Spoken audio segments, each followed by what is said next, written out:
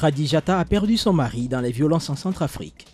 Depuis, elle a fui le pays pour vivre avec ses 9 enfants dans le camp des retournés de Sido-Ouest, à environ 900 km au sud de N'Djamena, à la frontière avec la République centrafricaine. Sido-Ouest abrite en effet les 2000 retournés tchadiens les plus vulnérables sur les 20 000 vivant dans la sous-préfecture de Sido, dans la région du Moyen-Chari au Tchad. Ils vivent des bons alimentaires du PAM, le programme alimentaire mondial d'une valeur de 6 000 francs CFA, soit un peu moins de 10 € par personne le mois. Cependant, Khadijata et bien d'autres femmes n'ont pas encore bénéficié de ce bon alimentaire. Elles vivent ainsi de la solidarité des autres pensionnaires du site. De plus, OCHA, le Bureau des Nations Unies pour la coordination des affaires humanitaires, avertit que les distributions de coupons alimentaires du PAM pourraient s'arrêter en 2016, faute de financement. Ce que nous voulons en ce moment, c'est avoir de la bonne nourriture et manger à notre faim. Nous voulons que nos enfants puissent aller à l'école. Ces préoccupations sont nos larmes et nous aider serait synonyme de les essuyer. Nous manquons de tout ici. Nous n'avons pas d'eau, pas de toilettes, nous n'avons même pas où dormir.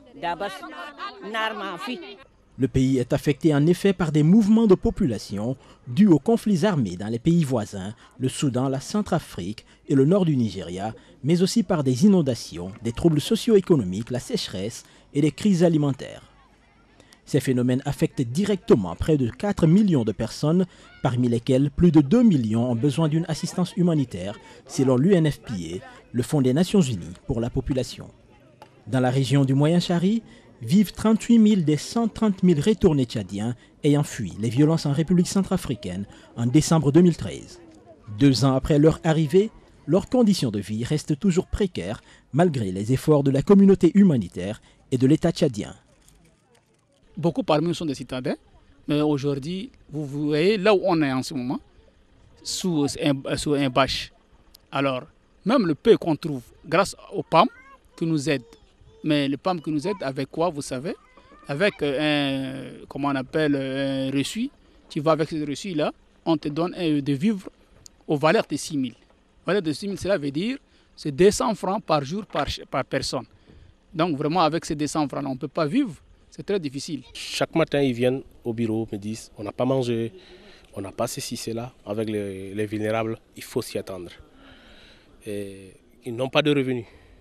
Ils attendent rien que le PAM, dès que le PAM donne. Et généralement, même s'ils prennent, certaines revendent la nourriture, puisqu'ils ont besoin d'acheter des savons, ils ont besoin d'acheter la viande, puisqu'au niveau de PAM, on ne donne pas la viande. On ne donne pas la viande. Et surtout les 2 mois, au niveau de PAM, il n'y avait pas le manioc aussi. Et comme c'est des gens qui viennent de la RCA, ils sont habitués trop avec le manioc. Quand ils prennent le riz, ils prennent des macaronis, ils vendent au marché avec le commerçant. Et ça, c'est le leader qui me ramène cette information. Et quand je dis pourquoi, ils disent non, non, nous on est habitués à manger le manioc. Et ça, nous ne sommes pas habitués avec. On est obligé de vendre à bas prix pour chercher un peu de manioc. La situation humanitaire est si critique à Sido que l'UNFPA a choisi la localité pour y lancer son rapport 2015 sur l'état de la population mondiale, intitulé « À l'abri de la tourmente », un programme porteur de changement pour les femmes et les filles dans un monde marqué par les crises. Ce rapport indique que plus de 100 millions de personnes ont eu besoin d'assistance humanitaire dans le monde en 2015 contre 88 millions en 2014. Ces actions humanitaires doivent toutefois être améliorées. Le rapport recommande à cet effet d'investir dans la résilience et la création d'opportunités pour les réfugiés et retournés afin de les rendre autonomes. Il s'agit de passer de la réactivité aux crises humanitaires à l'anticipation en donnant les moyens aux personnes vulnérables de résister au choc et de se prendre en main au plus tôt. Ce jour nous offre une opportunité unique pour qu'ensemble, nous posons les bases pour que nos populations soient à l'abri de la tourmente et que nos actions soient une contribution efficace à la réalisation de l'agenda 2030 pour le développement durable et surtout de l'agenda 2063 de l'Union africaine en phase avec ces 6 objectifs qui consistent à bâtir un continent où le potentiel des femmes et des jeunes est réalisé. Le rapport sur l'état de la population mondiale en 2015 qui nous est présenté aujourd'hui met en exergue la place et l'importance de la résolution des crises humanitaires dans le monde au cours des 2 décennies passées et particulièrement au moment de la mise en œuvre des objectifs millénaires pour le développement remplacés depuis fin septembre 2015 par les objectifs du développement durable, ODD. Il est évident que si la communauté internationale souhaite atteindre les objectifs de développement durable à l'horizon 2030, la résolution des conflits ainsi qu'une réponse humanitaire adéquate doivent être dorénavant trouvées, doivent être le fondement du développement durable. Les crises humanitaires sont en effet des défis majeurs qui, hélas, ne peuvent pas être enrayés car faisant partie des impondérables. Cependant, des actions peuvent être entreprises pour atténuer leurs effets. L'UNFPA est partie intégrante de toutes les initiatives de la communauté humanitaire aux côtés du gouvernement tchadien. Il a participé à ce titre au processus de détermination des besoins humanitaires en 2015 et à l'élaboration des plans de réponse humanitaire 2016. Le Fonds des Nations Unies pour la population s'assure également que les populations affectées ont accès à la santé sexuelle et reproductive pour ainsi contribuer à la réduction de la morbidité et de la mortalité maternelle et néonatale. C'est le cas ici au centre de santé de Sido, où plusieurs femmes bénéficient de consultations prénatales, d'accouchements assistés et de bien d'autres services liés à la santé de la reproduction. Chaque jour, on a au moins 10 accouchements que nous faisons avec les femmes. Les filles qui ont souvent moins de 18 ans ou des femmes qui ont moins de 24 ans. Donc on les prend en charge entièrement au niveau des consultations prénatales et tout ce qui est accouchement en tant que tel est suivi après. On les prend en charge pour la planification familiale et on fait le suivi au niveau des sites pour faire un peu, pour voir, encadrer la femme et surtout faire du counseling pour éviter des accouchements rapprochés et autres. Ça, c'est un premier aspect. Le deuxième aspect, c'est au niveau de la prise en charge, au niveau des violences. On a des agents de santé qui sont là, mais aussi des agents communautaires, un peu pour faire le suivi et surtout la prise en charge, non seulement médicale, mais juridique. Parce qu'on travaille en étroite collaboration avec certaines ONG qui s'occupent de la référence au niveau des tribunaux et autres, et en étroite collaboration avec le gouvernement. La crise humanitaire à Sido est doublée d'une crise économique.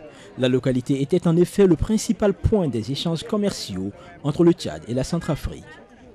Mais la frontière entre les deux pays est fermée depuis 2 ans à cause des violences en République centrafricaine. Depuis cette date, des commerces ne cessent de fermer par centaines, freinant l'économie locale.